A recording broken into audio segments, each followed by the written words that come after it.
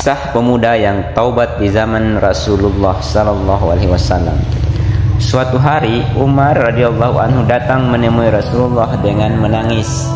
Rasulullah pun bertanya kepadanya, "Apa gerangan yang menyebabkan engkau menangis, wahai Umar?" Kata Umar, "Sungguh hati saya merasa tersentuh oleh ratapan seorang pemuda yang ada di depan pintu rumah Tuan." Rasulullah pun memerintahkan Umar untuk membawa pemuda itu. Ketika pemuda itu telah sampai di hadapan Rasulullah, beliau pun bertanya kepadanya, "Wahai pemuda, apa gerangan yang menyebabkan engkau menangis dan meratap?" Pemuda itu pun menjawab, "Wahai Rasulullah, yang membuat saya menangis ialah banyaknya dosa yang terlanjur saya lakukan. Saya takut bila Allah murka kepada saya." Beliau kembali bertanya, "Apakah engkau mempersekutukan Allah dengan sesuatu?" "Tidak," jawab pemuda itu.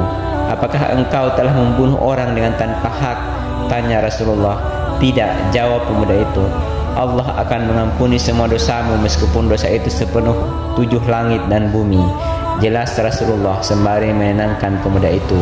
Mendengar penjelasan Rasulullah, pemuda itu pun berkata, "Wahai Rasulullah, dosa saya lebih besar dari 7 langit dan gunung yang tegak berdiri." Beliau pun menimpali, "Apakah dosamu lebih besar dari kursi kekuasaan Allah?" "Dosa saya lebih besar lagi," ratap pemuda itu. Apakah dosamu lebih besar dari arsy?" Beliau kembali bertanya. "Dosa saya lebih besar dari itu," jawab pemuda itu. "Apakah dosamu lebih besar ataukah Allah?" tanya Rasulullah. "Allah tentu yang lebih besar dan lebih agung, tapi saya malu kepadamu, wahai Rasulullah," jawab pemuda itu. Beliau pun bersabda, "Janganlah engkau malu, beritahukan dosamu kepada saya," pinta Rasulullah. Oleh karena beliau yang meminta, maka pemuda itu pun tak kuasa untuk menolaknya.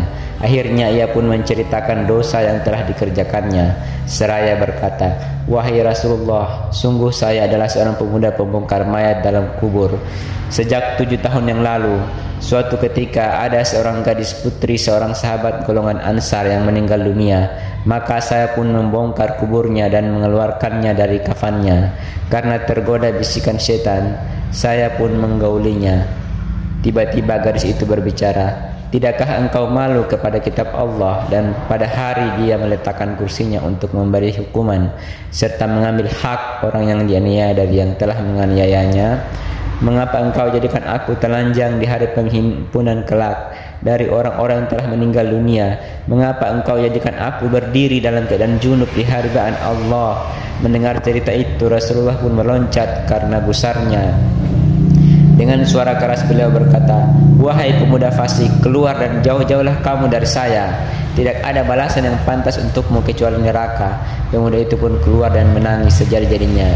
Ia menjauh dari khalayak ramai dan menuju kepada pasir yang luas dengan tidak makan dan minum sesuatu pun serta tidak bisa tidur sampai 7 hari lamanya.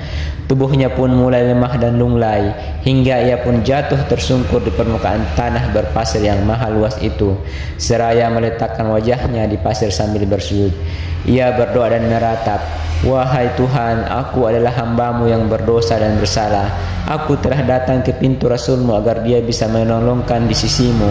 Namun ketika ia mendengar dosaku yang sangat besar, ia mengusir dan mengeluarkan aku dari pintunya. Kini aku datang ke pintu-Mu agar Engkau berkenan menjadi penolongku di sisi kekasih-Mu. Sesungguhnya Engkau maha pengasih kepada hamba-hamba-Mu. Tak ada lagi harapan kecuali kepadamu.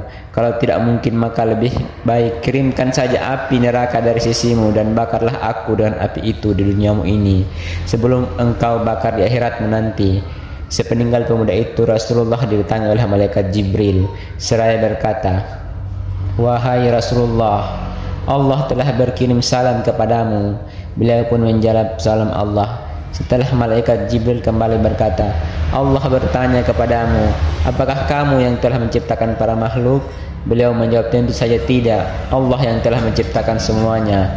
Allah juga bertanya kepadamu, "Apakah kamu yang telah memberi rezeki kepada makhluk-makhluk Allah?" Malaikat Jibril pun kembali bertanya, "Tentu saja Allah lah yang telah memberi rezeki kepada mereka, bahkan juga kepada aku." Jawab beliau, "Apakah kamu yang berhak menerima taubat seseorang?" Kembali malaikat Jibril bertanya, "Allah lah yang berhak menerima dan mengampuni dosa hamba-hambanya." Jawab beliau. Mendengar jawaban-jawaban Rasulullah, malaikat Jibril pun berkata, Allah telah berfirman kepadamu, telah aku kirimkan seorang hambaku yang menerangkan suatu dosanya kepadamu, tapi mengapa engkau berpaling daripadanya dan sangat marah kepadanya? Lalu bagaimana keadaan orang-orang mukmin besok jika mereka itu datang padamu dengan dosa yang lebih besar seperti gunung? Kamu adalah utusanku yang aku utus sebagai rahmat untuk seluruh alam. Maka jadilah engkau orang yang berkasih sayang kepada orang-orang yang beriman dan menjadi penolong bagi orang-orang yang berdosa. Maafkanlah kesalahan hambaku, karena aku telah menerima taubatnya dan mengampuni dosanya.